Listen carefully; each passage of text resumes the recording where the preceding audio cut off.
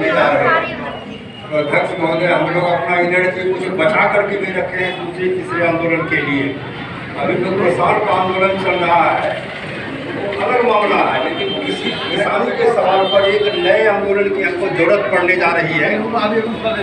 एक नए आंदोलन की जरूरत पड़ेगी। पानी के सवाल पर पानी के सवाल पर आंदोलन, पेयजल के सवाल पर आंदोलन करना पड़ेगा। तो हम लोग कुछ ऊर्जा बचा करके रखें।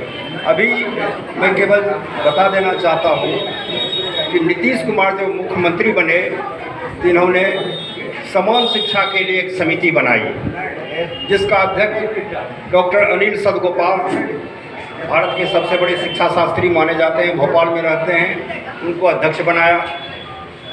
जब पूरी कमेटी काम शुरू करने जा रही थी तो नीतीश जी ने अपने निवास पर बुलाया और यह कहा कि आप लोग जो भी रिकमेंड करेंगे मैं सबको लागू करूंगा। लोहिया जी का जो नारा था कि रानी की संतान हो कि भंगी की संतान, सबको शिक्षा एक समय, इसी नारे को सड़क पर लगाते हुए मैं मुख्यमंत्री बना हूँ, मैं आप लोग अनुशंसा कीजिए, मैं लागू करूँगा। कमेटी घूमी, देश के पूरे राज्य में घूमा, शिक्षा शास्त्रियों से, शिक्षकों से, सबसे राय ली, गार्जियन से, और कमेटी ने अनुशंसा कर दी। जब उसको सबमिट करने के लिए गए सदगोपाल जी, तो फिर नीतीश जी ने दोहराया कि आपने जो भी अनुशंसा की है मैं सब एक एक बिंदु को लागू करूँगा। उसके बाद कुंडली मार के बैठ गए। इधर भी हमारी बराबर बातचीत होती है, भोपाल में रहते हैं प्रोफेसर अनिल सदगोपाल जी। वो कहते हैं कि आप करोड़ों रुपए बिहार सरकार के खर्च हो गए, जनता के टैक्स का पैसा खर्च हो गया, लेकिन कुंडली मार करके सरकार बैठ गई, लागू नहीं कर रही है उस अनुशंसा। अगर वो अनुशंसा लागू होती तो शायद ये दिन नहीं देखने पड़ते कि ये बच्चों को प्राइवेट स्कूल में पढ़ाना पड़ता। ये दूसरा मैं सुना देता हूँ कि मनमोहन सिंह जब 2004 में बने प्रधानमंत्री, तो हर साल जनवरी में राष्ट्रीय विज्ञान कांग्रेस का सम्मेलन होता है, उसका उद्घाटन प्रधानमंत्री करते हैं।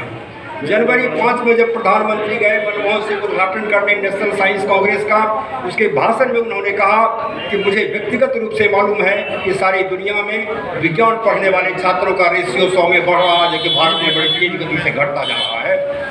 उन्होंने चिंता व्यक्त की और एक कमेटी बना दी, सेंट पित्रोदा समिति। वो देश के बड़े बड़े वैज्ञानिकों से मिला, वाइस चांसलर से मिला, शिक्षा शास्त्रियों से मिला, अभिभावकों से मिला, छात्रों से मिला, और सेंट पित्रोदा समिति ने अपनी रिपोर्ट दे दी। उसने जो अनुशंसा की उसमें 3 मुख्य बातें हैं। पहला तो यह है सेंट पित्रोदा समिति में कि जितने भी छात्र जो पोस्ट ग्रेजुएट की जहाँ पढ़ाई हो, उसी के साथ साथ डिग्री की भी पढ़ाई हो। ऑनर्स करके लड़का पीजी में एडमिशन लेता है, 6 महीना पढ़ करके बैंक और रेलवे की नौकरी में चला जाता है। अगर ग्रेजुएशन पीजी एक साथ होगा तो शिक्षकों को पता रहेगा कि किसको विज्ञान में वास्तविक रुचि है विषय में, कौन लोग सब पढ़ाई छोड़ के भागने वाले हैं। एक अनुशंसा दूसरे को खबर होगा तो आ जाइएगा कि देश में जितने कोचिंग संस्थान हैं सबको बंद किया जाए। सेंट पित्रोदा समिति की रिपोर्ट में है कोचिंग को बंद किया जाए। अभी संयुक्त राष्ट्र का यूनेस्को ने एक शैडो एजुकेशन नाम कर कोचिंग पर एक रिपोर्ट प्रकाशित की है, हिंदी में भी प्रतिछाया शिक्षा से है। उसमें कहा गया है कि पूरा यूरोप अमेरिका में कहीं कोचिंग नहीं होता है, जापान जर्मनी में कोचिंग कहीं नहीं होता है। ये भारत की ही देन है, और कुछ अफ्रीकी देशों में कोचिंग होता है, बड़ा व्यापार बना हुआ है शिक्षा का। तो कोचिंग का क्या होता है, उदाहरण अभी पिछला रिजल्ट जो छत्तीसगढ़ के सर्विस कमीशन का आया, उसमें एक नौजवान टॉप किया और उसको सिविल एसपी की पद पर गया और सेकेंड पोजीशन जिस पाया ये उसकी पत्नी थी।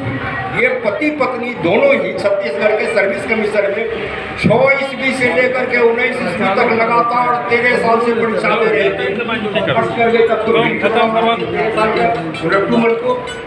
तो तीसरी बात ये सेंट पित्रोदा समिति ने कहा कि मातृभाषा में शिक्षा दो।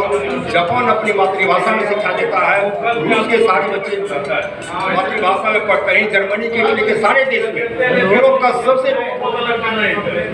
सबसे छोटा देश जो है 10 लाख की आबादी वाला लग्जमबर्ग, इंदिरा गांधी की सरकार में 6 साल भारत के शिक्षा मंत्री डीपी यादव उसको बताते थे कि लग्जमबर्ग भी विज्ञान की शिक्षा, सारी शिक्षा अपने देश के बच्चों को अपनी मातृभाषा में देता है, लेकिन हम अंग्रेजी के पीछे चिपके हुए हैं।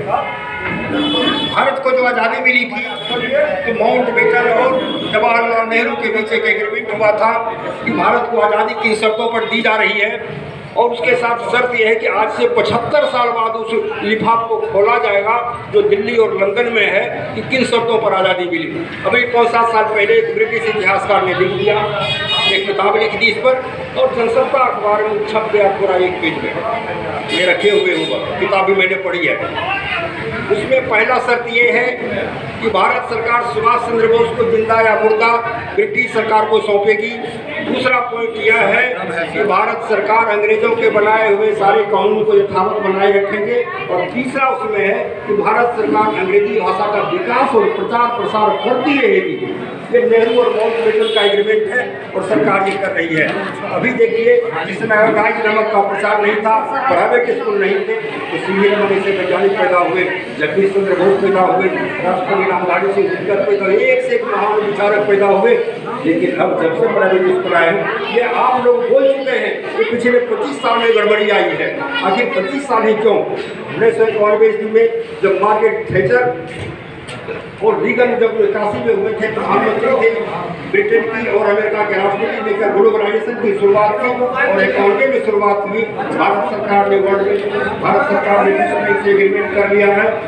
2007 ईस्वी तक भारत में 3 चीज सरकार के रहेंगे, सेना रहेगी, कलेक्टर रहेगा, जुडिशियल सिस्टम रहेगा और उसके बाद पुलिस रहेगी। बाकी सारा का सारा 2007 प्राइवेट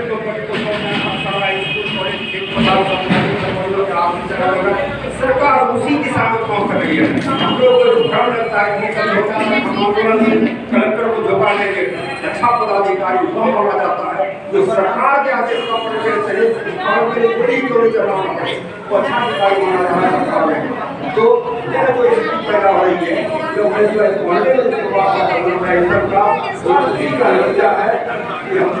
और सवाल पड़ेगा।